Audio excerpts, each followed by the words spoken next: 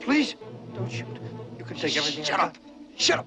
Please take everything. I don't want anything. Here's my watch and my wallet. I have singles in it and some change. I got kids and a wife. Please don't shoot. Please don't hurt me. I got a wife and kids. Take it all. Take everything.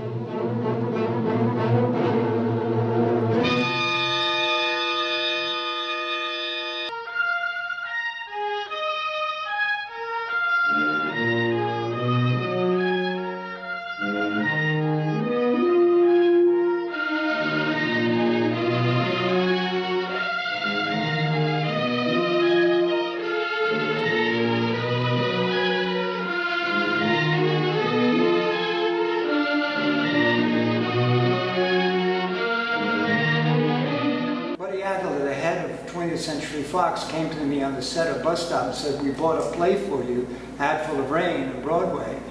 I was really thrilled. I had seen it with Ben Gazzara and Tony, and Shelley Winters played the wife, and I just thought it would be a wonderful role. But then when I met Fred Zinnemann, who had been assigned to direct it, which really thrilled me because he was one of the best ever with High Noon and From Here to Eternity.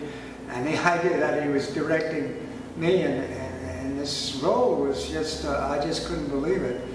And when I went in to meet him, he said, "I think you'd be wonderful as Polo." That's the brother, Tony Franco's part.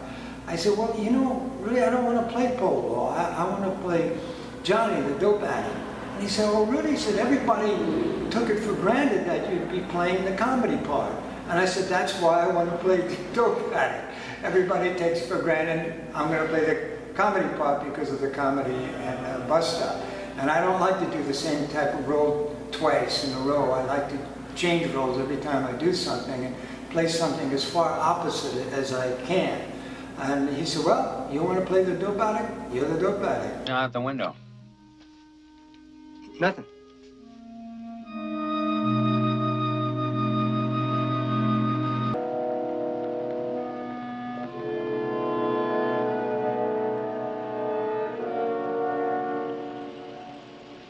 He tore up all those newspaper clippings and photographs. It just wasn't one of me smiling. Well, I'd like to have my picture taken with the general. Honey, let's forget about that, huh?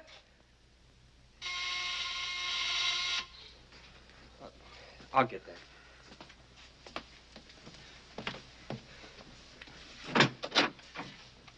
Well, hi. Hi.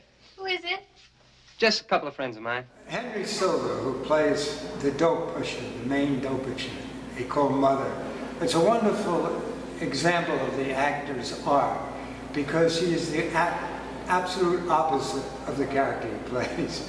Henry is a very sweet and gentle person, and he just plays, as you will see in the film, this very, very cool and heartless dope dealer.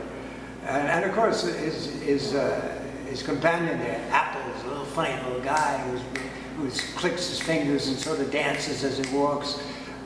He's another character. He's a very, very funny comedian. Listen to me, junkie. I don't care how many jokes you told me or how long I'd know you. I'd never press you if they didn't press me. You don't get anything from me, nothing. Your eyes can rattle out of your head. Now, just good faith. 300 tomorrow morning, and I'll carry you for the rest.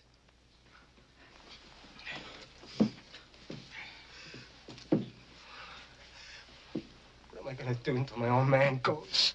I'm no doctor. I'm a businessman. You got it for free in the hospital, Johnny, but Mother's no charity ward, right, Mother?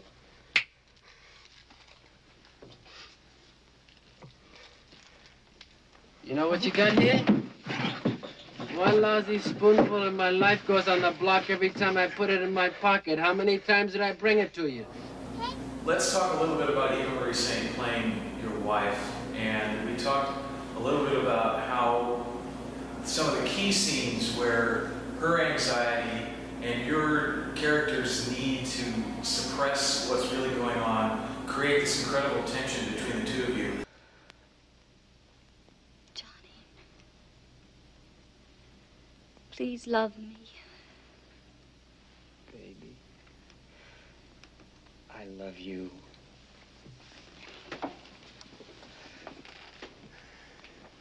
Sometimes at night when you're asleep, I go around walking the streets, just like I was looking for something, when all along I know that everything I'm looking for is sleeping right here.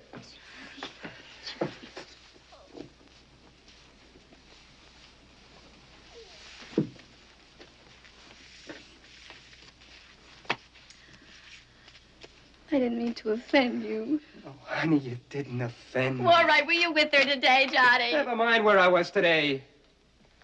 I am going to mind, Johnny, because it's not your day. It's not my day. It belongs to both of us. All right, Johnny, you're out of a job, so you'll get another job. But what did you do all day, Johnny? You weren't home. I called here 5 times if I called here once. Working with Marie Saint was a great experience. Number one is after coming from working with Marilyn Monroe in my first movie, it was a blonde beauty, but who was very, very undisciplined and came 2 or 3 hours late to this every day and had a hard time remembering the lines. You had the ultimate personal performer who was the ultimate professional, Eva Marie Saint, another beautiful blonde who was always on time, always knew her lines, and it was terrific what you would get just from her eyes in the scene. I get my performances from the script, from the director, and probably mainly from the eyes of the other actor, and she gave so much in our scenes. And one of the things that was really interesting in the writing of the script by Michael Gazzo was that the relationship of Eva Marie playing my wife, having me disappear during the night, not knowing that I was a drug addict, having no idea. She's taking for granted I'm seeing another woman. And my character, Johnny, the dope addict, he doesn't see as much wrong with her believing that as knowing the truth of him being a dope addict. It's like the male and the female psyche just skip by, because, I mean, there might even be a sense of relief from the wife knowing that he's got a drug problem rather than the other woman problem. Because Same heat. Oh, you could die of cold in this place. You know, the typical thing of the dope addict is with the unexplained is to crunch everything up. You crunch his legs up to his stomach, you know, because it was hurting so much in here. And that was the external, to see what they looked like, what they did there. But the most important thing for the actor, if one acts from a point of reality, when an actor who doesn't just represent emotion, but actually feels emotion. Where are you going? I'm going out. I'm going to take a walk. I'll leave your coat where it is. I don't want you coming with me. Why not? I just want to think. Johnny, I won't even talk. I'll just hold on to your arm. You can't come with me. I'll be back. When? Just tell me when, Johnny. Tonight? Tomorrow at dawn, noon, when, so I can wait. When? Look, honey, all those things you said today about Oh, trying... go on, Johnny. Just go on. Tell her she's welcome to you.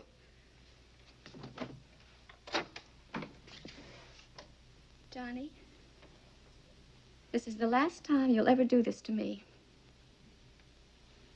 I'm sorry. Well, go ahead. Go on. Don't stand like that with your hand on the doorknob. You look like Mickey Rooney leaving Boys Town forever. Go on!